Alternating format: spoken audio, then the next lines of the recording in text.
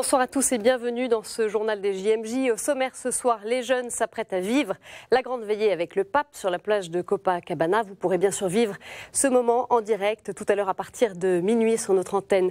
Nous reviendrons aussi sur les autres rendez-vous du pape aujourd'hui. Tout d'abord la messe célébrée ce matin en la cathédrale Saint-Sébastien de Rio.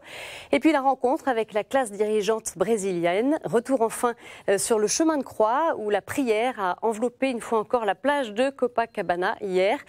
La fête traditionnelle, la foire vocationnelle et le festival de la jeunesse, sans oublier les rassemblements à Saint-Malo, Maubeuge ou encore Lourdes. Dès 7 h ce matin à Rio, les premiers pèlerins ont commencé à arriver sur la plage de Copacabana. Près de 2 millions de jeunes y sont attendus d'ici ce soir pour la veillée avec le pape, soit 2 fois plus qu'hier pour le chemin de croix. Conséquence, les organisateurs s'activent sans relâche ces dernières heures pour toutes les installations, comme les écrans géants. La démarche des JMJ, c'est aussi un pèlerinage. De nombreux jeunes rejoindront la plage de Copacabana après une marche d'une dizaine de kilomètres. Vous le voyez sur ces images, depuis le centre de Rio.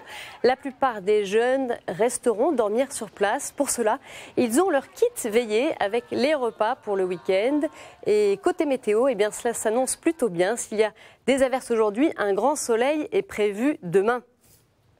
En hommage au pape, les jeunes du monde entier interpréteront un flash mob géant demain matin sur la plage de Copacabana avant la messe de clôture des JMJ. La chorégraphie a été réalisée par une danseuse brésilienne.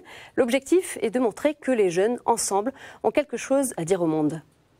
Nós vamos ensinar para vocês uma coreografia para fazer grande flash mob. 7, 8, seja bem-vindo, bem-vindo entre nós.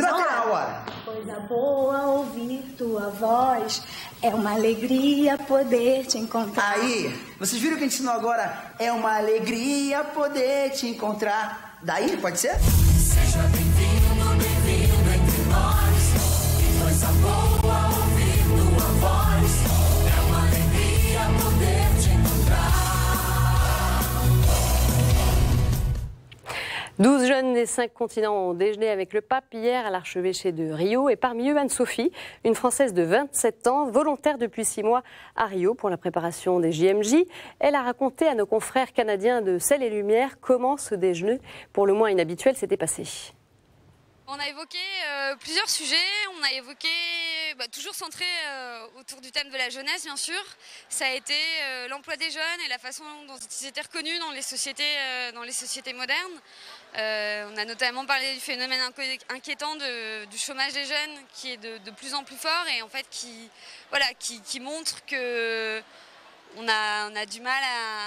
les jeunes ont du mal à être insérés dans la société alors qu'ils en sont en partie intégrante, c'est eux qui en sont les forces vives. Ce que je retiens, c'est vraiment, il nous a dit que fallait pas qu'on soit seul, fallait pas qu'on soit des chrétiens isolés, qu'il fallait qu'on soit qu'on était membre de l'Église, qui était déjà un groupe immense, mais il fallait qu'on soit membre de communauté, il fallait qu'on se fasse accompagner. Que tout seul, en fait, le chemin de chrétien, il était difficile, et que même lui, pape, il avait quelqu'un pour l'accompagner. Et effectivement, c'est quelque chose qui est important et parfois on se dit « Oh non, mais je vais y arriver tout seul, je chemine ». Mais sans l'autre, c'est beaucoup plus difficile. Et je pense que c'est quelque chose de très important qu'il ne faut pas qu'on oublie. Hier soir, le passage du pape dans sa papamobile le long de la plage de Copacabana avant le chemin de croix a provoqué les mêmes cris de joie que pour son accueil jeudi par les jeunes. À nouveau, beaucoup de spontanéité et de tendresse dans les gestes du pape, embrassant de nombreux enfants portés à lui ou descendant de sa papamobile pour bénir par aspersion une statue de Saint François d'Assise après y avoir déposé une colombe.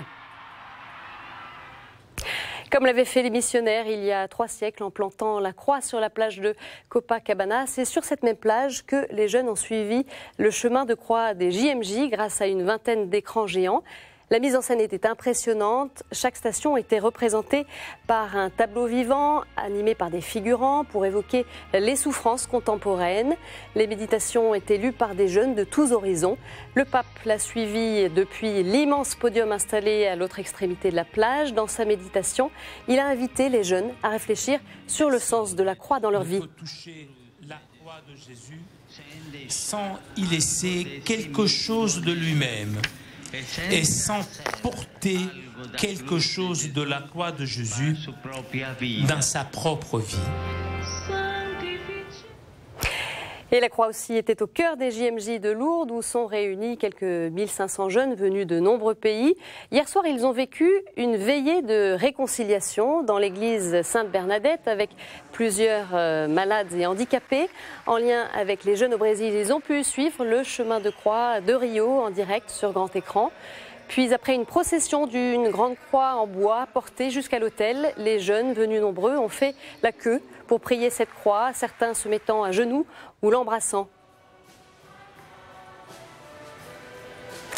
Et merci à Laurent Jarnot et au Sanctuaire de Lourdes pour ces images. Les JMJ se poursuivent dans le sanctuaire marial. Ce soir, les pèlerins en communion avec Rio participeront à une veillée baptismale suivie d'une retransmission en direct de la veillée de Rio avec le pape. Demain matin, ce sera pour eux aussi la messe d'envoi en mission. À Lourdes, ils font aussi l'expérience de la diversité de la prière, comme en témoigne le père Horacio Brito, le recteur des sanctuaires de Lourdes. Parfois ici en Europe, nous sommes un peu surpris de la façon dont le pape s'adresse aux jeunes, enfin, qu'il s'adresse en général aux catholiques. Mais en fait, ça a été toujours la façon la plus normale, je dirais, dont le pape et les prêtres en général, les évêques latino-américains s'adressent à leur peuple. Vous savez, en Amérique latine, nous avons été évangélisés par les franciscains. L'Europe a été évangélisée essentiellement par les moines. Et les franciscains, c'était des pauvres, donc ils ont toujours employé des moyens pauvres pour exprimer, pour communiquer la foi. Donc une messe en Amérique latine, il faut que tout le monde participe. Cette ambiance d'universalité, on la retrouve bien sûr au Brésil. Et figurez-vous que pour les Brésiliens aussi, cette rencontre est l'occasion de découvrir d'autres manières de vivre sa foi. Écoutons le témoignage de cette jeune Brésilienne sur ce qu'elle découvre au contact des jeunes Français. Le groupe des Bayonne, il nous accueille pour les JMJ Madrid et nous, on les accueille pour les JMJ Brésil. On apprend beaucoup en fait, parce qu'on a une façon très, très expressive de parler, de chanter, de prier. Et les Européens, ils ont une façon plus intérieure. Mais ça aide beaucoup en fait, parce qu'on apprend beaucoup avec le silence aussi. Et merci bien sûr à nos confrères de la chaîne catholique canadienne Salt and Light pour ces images. C'est peut-être moins international chez les jeunes Bretons, mais avec au moins autant d'ambiance. Le coup d'envoi des JMJ de Saint-Malo était donné hier soir. 1300 jeunes étaient réunis sous un grand chapiteau pour une veillée présidée par l'archevêque de Rennes, Monseigneur Dornelas. Au programme, les jeunes ont présenté les 9 diocèses du Grand Ouest participant à ces JMJ. Et en écho à Rio, ils ont participé au grand flash mob. La célébration s'est conclue, vous le voyez sur ces images, sous les confettis. Au-delà de la fête, les jeunes sont aussi réunis pour vivre un temps spirituel fort. Notre envoyé spécial, Sybille Delettre, est allée les rencontrer pour savoir comment conjuguer fête et prière. Vous êtes là? Bienvenue à Saint-Malo. Les jeunes sont survoltés, sauf qu'ici, il n'y a pas de star, c'est juste le début des JMJ brésiliennes. Ils viennent du 22, je vous demande d'applaudir, mesdames et messieurs, les JMJ du diocèse de Saint-Brieuc-Tréguier.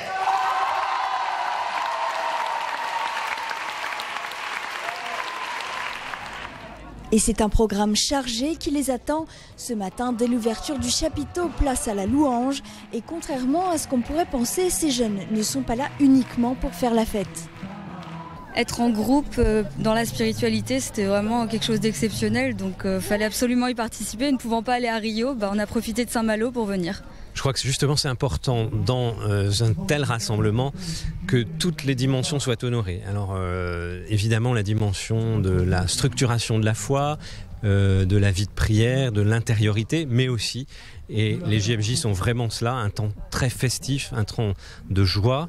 Je crois que c'est pas du tout contradictoire, au contraire. D'ailleurs, ces JMJ sont aussi pour eux un temps privilégié de contact avec leur évêque, l'occasion pour ces jeunes de pouvoir trouver des réponses à leurs questions. Comment est-ce qu'on fait confiance en Dieu? Eh bien, il y a un moyen tout simple.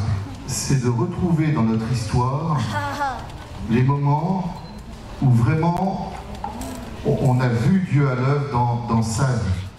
Pendant 3 jours, à quelques pas du bord de la mer, les jeunes se sont donc tous mis en chemin pour affermir un peu plus leur foi, et ce, toujours dans la bonne humeur évidemment.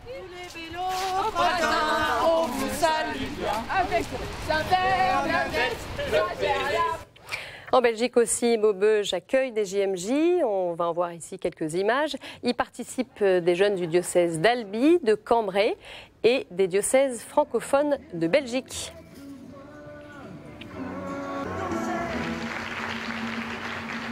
Nous retournons au Brésil. On part à présent pour Urca, un petit quartier tranquille de Rio, à la pointe de Copacabana. C'est ici que logent les 170 jeunes du diocèse de Versailles.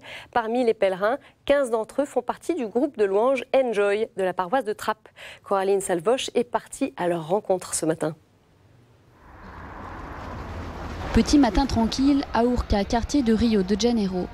Dans la paroisse Notre-Dame du Brésil, les JMJistes versaillais assistent au laude puis à la messe. Dans les rangs de la petite église, 15 chanteurs du groupe de louanges Enjoy. Ces paroissiens de Trappes sont venus partager leur foi et leur amour pour le chant.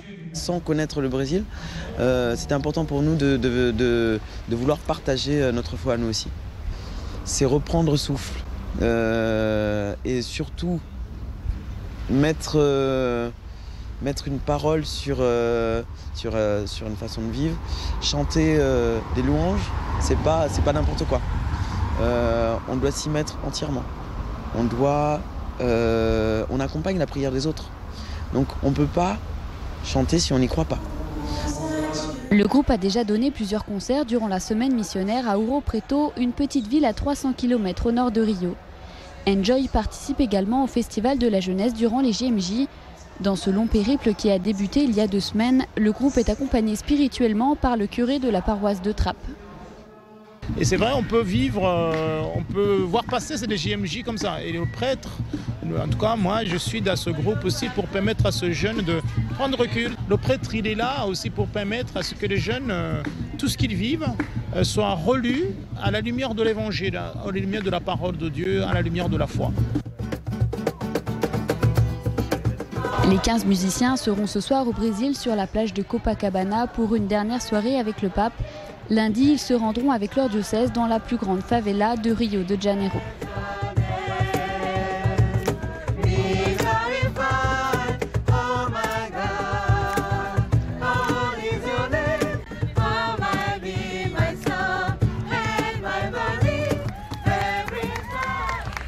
Et nous restons dans ce quartier d'Urca où ces derniers jours, les pèlerins ont eu la possibilité de se rendre à la foire vocationnelle.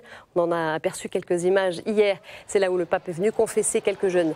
Au pied du pain de sucre, dans le quartier de Urca, des religieux ou religieuses de toute nationalité ont accueilli de nombreux jeunes pour échanger autour de la question de la vocation. Antonin Lebas y a retrouvé le père Louis Bernard de Villanfray, du foyer de charité de Mendes au Brésil. On se rend compte que la vocation consacrée, religieuse, sacerdotale est possible, même dans le monde d'aujourd'hui, qu'il y a une sorte de floraison de communautés et qu'il y a vraiment moyen de répondre à ces aspirations profondes quand un jeune se sent appelé par Dieu. Donc du coup, je pense que ce climat de vérité, de confiance, d'ouverture, de gaieté entre les jeunes peut ouvrir vraiment à des vocations. Les JMJ, par définition, réunissent des jeunes, mais dans le groupe de pèlerins varois, il y a aussi des aînés. Ici, on les appelle avec affection les dinosaures. On les voit aussi écouter, conseiller, veiller à la sécurité ou à ce que les règles soient respectées. Ces couples ont entre 50 et 60 ans et ont décidé de donner de leur temps, mais surtout de leur cœur, pour accompagner les pèlerins aux Journées mondiales de la jeunesse. On écoute leur témoignage recueilli par Charles-François Bréjon. J'avais envie de vivre ces JMJ avec eux parce que beaucoup d'entre eux sont des enfants que je connais depuis de nombreuses années. Je sais qu'eux-mêmes ont déjà participé à des JMJ et pour moi c'est une première expérience. Je me suis dit que c'était très intéressant de voir leur foi évoluer et de voir le parcours qu'ils ont eu et de pouvoir partager ça avec eux. Ouais, c'est vrai que c'est étonnant quand on voit le jour du départ des anciens au JMJ qui sont les Journées mondiales de la jeunesse justement. Mais en fait, peut-être que c'est pas mal juste pour apporter quelque chose d'un petit peu plus posé au groupe et puis une référence des adultes quoi en fait. Déjà on leur montre qu'il n'y a pas d'âge pour être jeune. Et puis autant les couples, on témoigne que la famille est un lieu aussi de rencontre avec Dieu.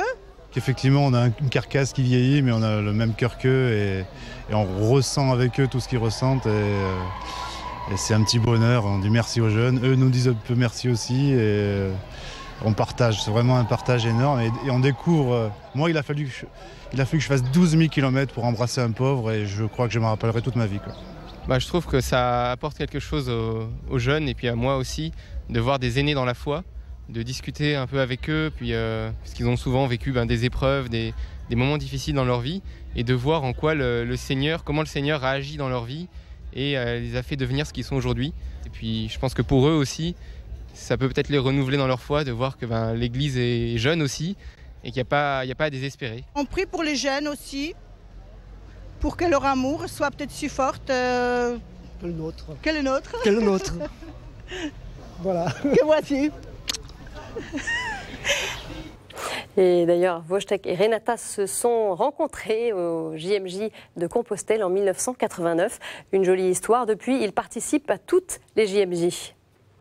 Venons-en à présent à la journée du pape. Le Saint-Père a lancé un message aujourd'hui à la classe dirigeante brésilienne. Des responsables politiques, économiques et religieux ou encore culturels étaient rassemblés au théâtre municipal, comble pour l'occasion.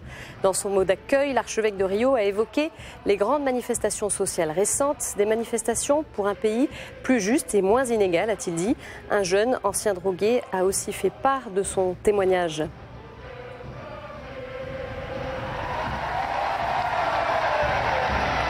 Devant ce parterre de personnalités qui portent l'avenir du pays, le Saint-Père a donné 3 indications.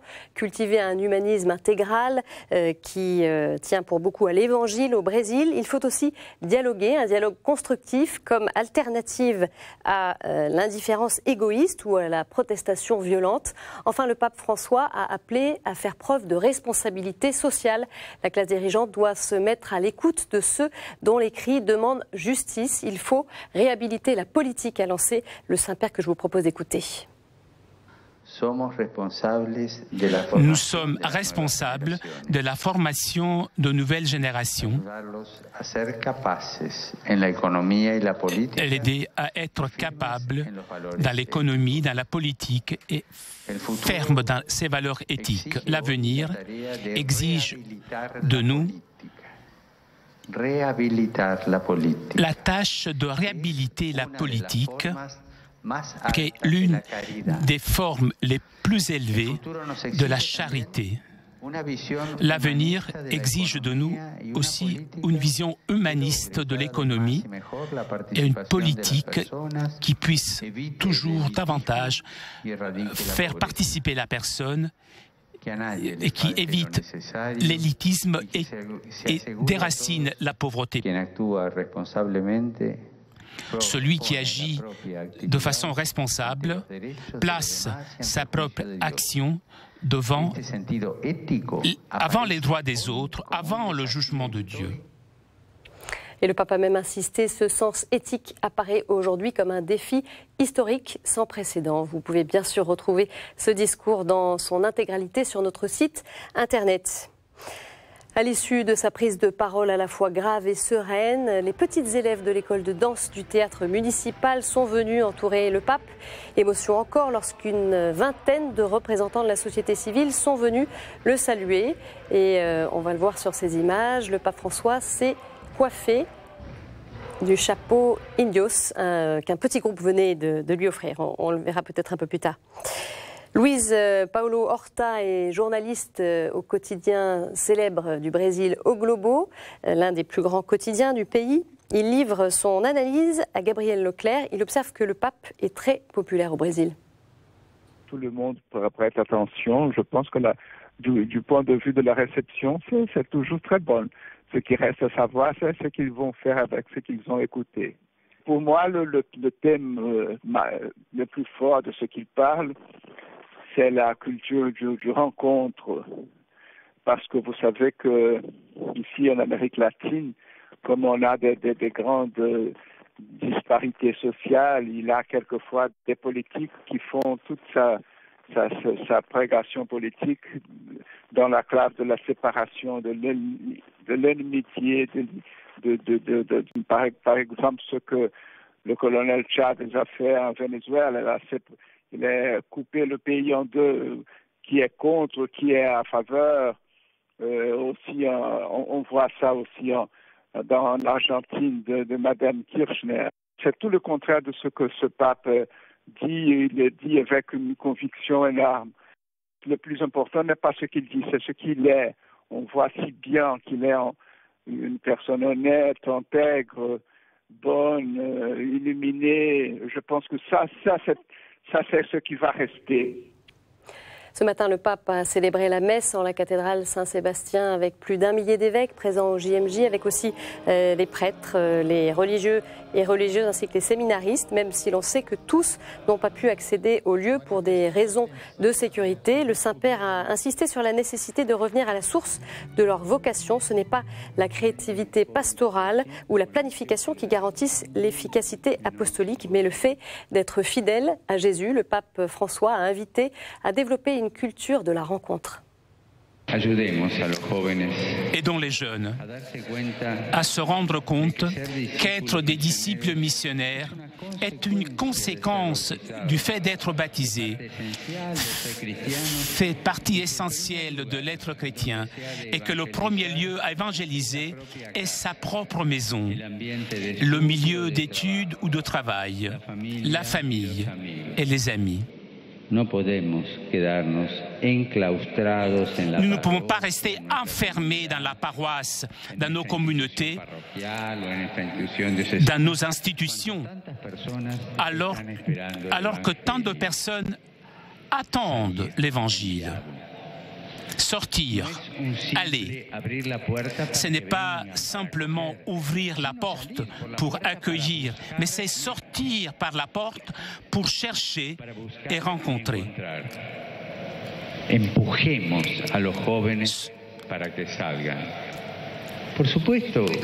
Disons aux jeunes de sortir, bien sûr. Nous ne devons pas avoir peur.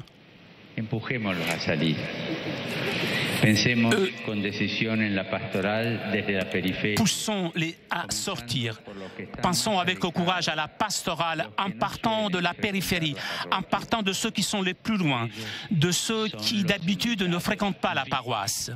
Eux aussi sont invités à la table du Seigneur.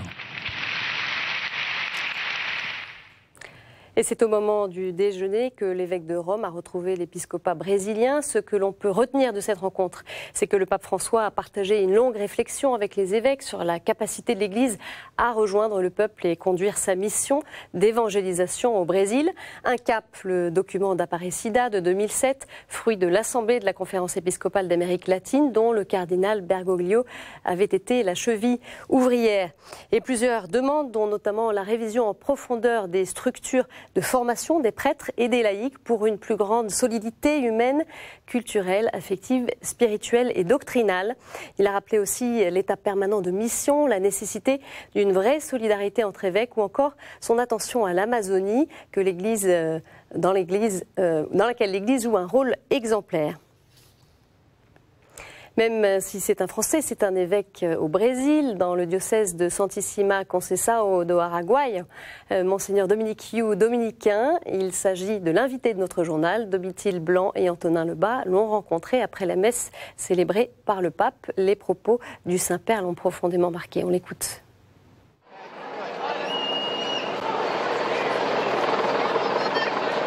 Il a prié sur 3 points essentiels. Le premier, nous rappeler qu'on doit avoir de la mémoire, c'est-à-dire nous rappeler qu'on a été appelé par Dieu lui-même et qu'on ne peut pas oublier cet événement fondateur de toute notre existence. L'oublier, ce serait perdre notre identité. Renouveler ce sens d'être appelé, ça se fait dans la prière, dans l'adoration spécialement, tous les jours, et que ça se continue dans une intimité avec le Christ de tous les instants, parce que c'est lui qui nous a appelés, donc lui qui nous envoie, et ça c'est tous les jours. Deuxième point, renouveler notre conscience d'être ordonné pour annoncer. Le sens de l'annonce de l'Évangile dans un monde qui en a perdu la connaissance. On croit que tout le monde connaît l'Évangile et en réalité, ça n'est pas du tout ça. Ce monde a profondément besoin d'être réévangélisé et ça se fait par une annonce explicite de l'Évangile. Le troisième point a été encore un peu plus pointu. Il s'agit de cultiver la culture de la rencontre. On est dans un monde qui ne vise qu'au pragmatisme et à l'efficacité. Et nous, porteurs de l'Évangile, envoyés par Jésus, nous avons d'autres références. Il faut que nous allions à contre-courant et il faut que nous promovions en réalité cette culture de la rencontre, de la solidarité. Évidemment, il faut aller aux périphéries. On savait qu'il allait nous le dire ou nous le redire. Et que c'est là que doit se jouer cette rencontre personnelle avec chacun et chacune pour que les personnes puissent rencontrer le Christ réellement à travers nous. On a eu ici, il y a 40 ans, on a eu 20 ans, 25 ans de dictature militaire qui nous a coupés du reste du monde. Et d'autre part, la théologie de la libération, elle aussi, elle a tellement appuyé sur une théologie latino-américaine qu'elle s'est elle aussi un peu séparée du reste de la réflexion théologique ou spirituelle dans le monde. Et pour cela, la jeunesse brésilienne, il y a encore quelques années, n'avait pas un lien très fort avec le siège de Rome. Et si il se confirme, ce qui me paraît se confirmer sérieusement, que l'Église latino-américaine, dans les prochaines décades, doit devenir la locomotive de l'Église catholique, et l'élection du pape François semble en être une confirmation, il est urgent que l'Église latino-américaine embrasse totalement l'Église catholique. Ça ne veut pas dire qu'on doit tomber dans une uniformité, mais dans une communion très profonde, très profonde. Et je vois réellement que ces quelques jours de Journée mondiale de la jeunesse sont capables de relever ce défi, au moins pour la jeunesse. Ça, en toute sincérité, je suis sûr que le pari est gagné. Ça a été pour eux un choc très beau de voir la foi du peuple brésilien, son enthousiasme, sa liturgie. Ça, c'est un premier éclairage que j'ai sur la jeunesse française et qui me réjouit profondément. Le deuxième éclairage, je vais être bien sincère, c'est celui des 6 derniers mois. On a vu une jeunesse française se lever pour affirmer son identité catholique et son attachement à des principes incontournables, irrénonciables. Et je souhaiterais que les jeunes Brésiliens soient capables d'une même conscience sociale et politique pour annoncer l'Évangile à travers la transformation d'une société qui suit des chemins qui ne mèneront pas jusqu'au bonheur. Je suis très touché par ces deux aspects de la jeune française. D'une part, des jeunes qui viennent de loin, mais qui sentent que dans les journées mondiales de la jeunesse, ils trouveront des réponses à leurs questions.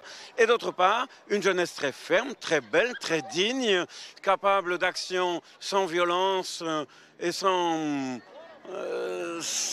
amertume, mais d'annoncer clairement, en veillant, comme des sentinelles, en sachant qu'un jour l'aurore reviendra et que le peuple entendra et pourra vivre de nouveau l'Évangile. Une belle analyse de Monseigneur You. Et puis, eh bien, comme chaque soir, un coup d'œil sur les réseaux sociaux et Internet. Les pèlerins du diocèse de Dijon partagent leur aventure des JMJ grâce à leur blog dont vous voyez les images. Merci pour leurs nouvelles. Voilà, c'est la fin de ce journal. Demain, c'est Cyril Le Peigneux que vous retrouverez pour une prochaine édition à 19h40. Restez bien sûr avec nous ce soir pour vivre en direct, et ce à partir de minuit, sur KTO, également sur notre site internet, la grande veillée du pape avec les jeunes sur la plage de Copacabana. Très bonne soirée à tous.